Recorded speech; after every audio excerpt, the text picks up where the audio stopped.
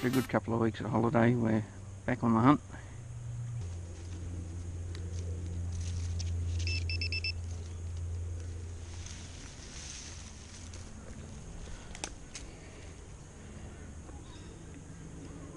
Good piece of copper wire.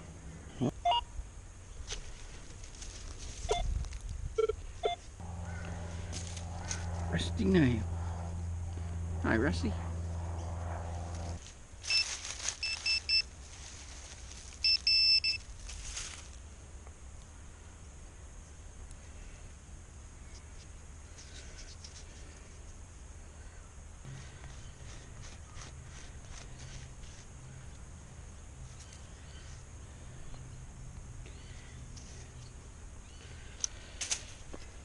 I swear some days that point is possessed.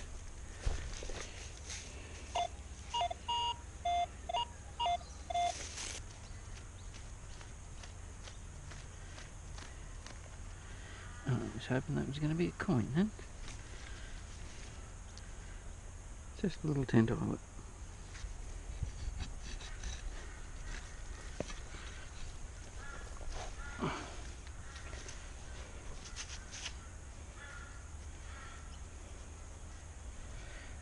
And that is a very large, what appears to be a brass fragment. So that could be from a shell.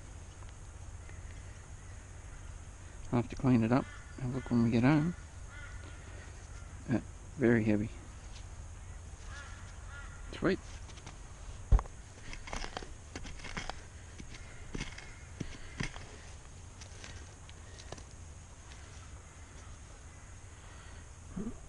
Small lead fragment. That'll do.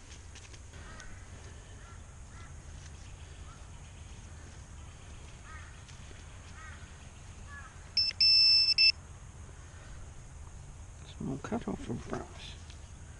It's not a cartridge, it's solid. Okay.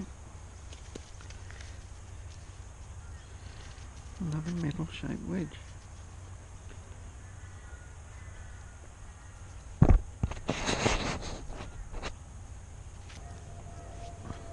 Always check your holes, fill in your holes when you're done.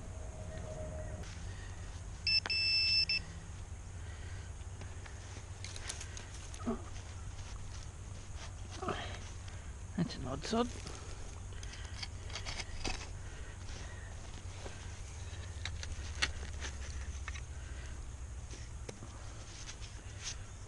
It's definitely of the period. Just a tin, a piece of sheet metal. I'll take it.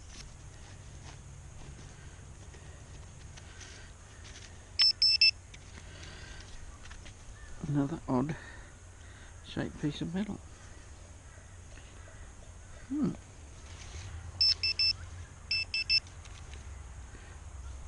Another little piece of brass.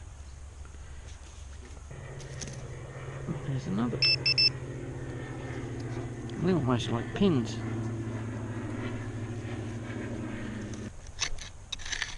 There's our pin. I spotted another one underneath. Yeah, another pin. And another pin. Back at the site with all of these brass pins. So put the sieve. Good old LV sieve. See if we can't track some of these down, so bear with us.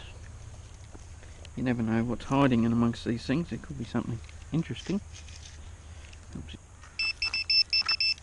There we go, there's our brass pin. It might be boring viewing, I can assure you it's boring digging when you find the same thing, but putting two and two together is what makes it all worth it for me. In upcoming videos, I've got a mate that I gave all of those cartridges that we'd found, and he's given me a really interesting background as to where they all come from and their purposing, and it sort of gives us a look at the camp life.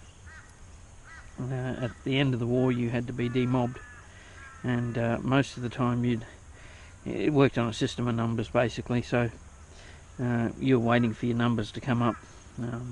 You know, people that were married and had kids, of course, seemed to be higher in the list, or had served longer time, and the other guys just had to sit and twiddle their thumbs. So it's interesting, you know, we found a RAF dog tag here.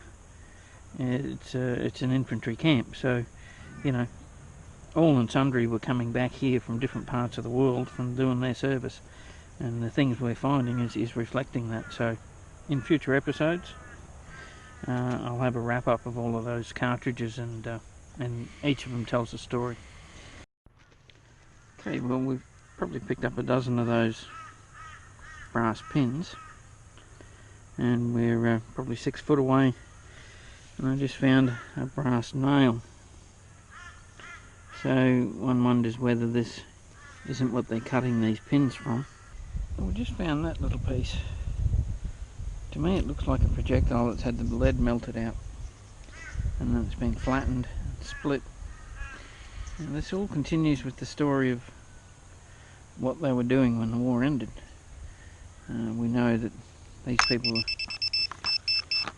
pretty ingenuitive when it came to making mementos and things, so there seems to be a lot of what they call trench art, which is probably more a World War I term, but it carried on through. And they could be making trench art. I found rounds jammed into each other. I found bits of cut brass. We found all those different cartridge cases, and some of them seem to have been put in vices and things. So it all adds up to the fact that the majority of what we're finding here on the higher surface is from simple act of trench art making. Okay, so I thought I'd get off the main track and backtrack through the bush a little bit. Let's see what turns up here.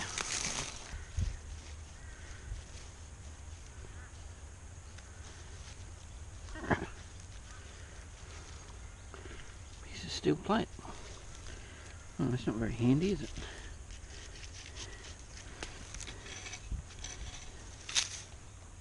Okay.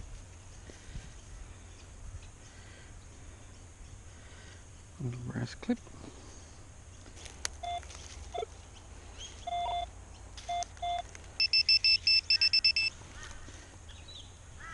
Hey. Nice, clean 303 projectile. Hey.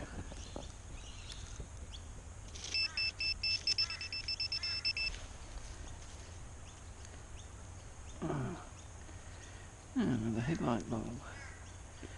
A 2-pin bulb anyway. Oh, that's pretty cool. Okay, well, there's the Roundup. So we've got plenty of junk there, modern springs, cans, bits of steel, even a bit of a push bike brake adjuster there. Plenty of material for making of the trench arts. I did check out those pins. They're exactly the same diameter as that brass pin, and the way I believe it worked was used to put that through with the washer on the back and smash the hell out of it, and that would lob over the end. Mainly seen them in old timber boats and things though, so I don't really get that. Normal sorts of eyelets, a couple of pieces with markings across them, and once again obviously for trench art activities. Other plate, once again marked off. Interesting shape one. Some of the divisions had their emblems in that sort of shape, so perhaps they were looking to make it their shield. Got a thicker piece of copper there, so maybe a thicker bolt.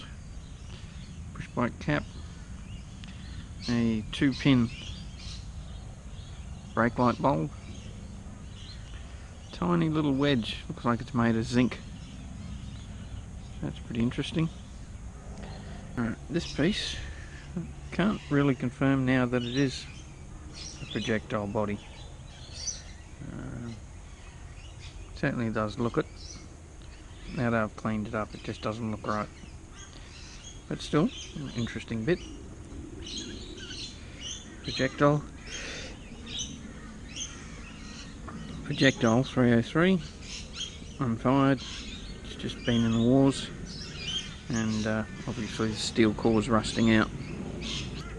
Brings us back to this really heavy piece, and that's the same material.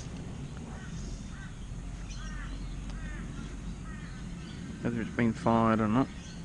This one's got some interesting markings. QF to me, in military terms, has always been quick firing. So, being that it's been exploded, as you can see it's got cracks through it. There's no thread there though, so I can't say it's the base of a shell. The shell would be, if that was the case, it would have the lines there through your screw thread for the primer to go through. As you can see, it's been through some heavy activity. So that's only marking on it, it's QF. Could be something else up there, but it's really hard to tell. I have found bits of detonated ordnance in the area. I'm not saying that there's anything unsafe about it, it's just pieces that they brought back, obviously from the ranges. Well, that wraps it up for this week. There's not much there to really say that's been a find, but we got out and did it. I think the most important thing you can learn about metal detecting is it's not going to find you anything sitting in the cupboard. So if you get out and do something, hey, it's all good. Hopefully we'll see you next week with something that we found of general importance. Alright, like and subscribe, and we'll see you next week. Cheers.